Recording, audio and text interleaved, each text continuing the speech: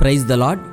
పరిశుద్ధ గ్రంథమైన బైబిల్ నుండి ఈరోజు ప్రశ్న: యేసుక్రీస్తు ప్రభువు వారికి బాప్తిస్మం ఇచ్చిన వారెవరు? ఆప్షన్ ఏ తోమా, ఆప్షన్ బి పౌలు, ఆప్షన్ సి యోహాను, ఆప్షన్ డి పేతురు.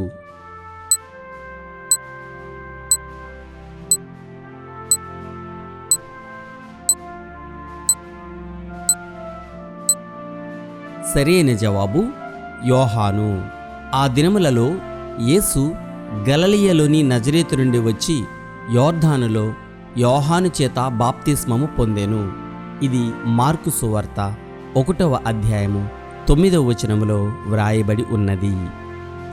ఆయన మీ కొరకు ఎన్ని గొప్ప కార్యములను చేశానో అది మీరు తలంచుకొని, మీరు యెహోవాయందు భయభక్తులు కలిగి నిష్కపటులై పూర్ణ హృదయముతో ఆయనను సేవించుట ఆవశ్యకము. 1 సమూయేలు గ్రంథము 12వ అధ్యాయము 24వ వచనం.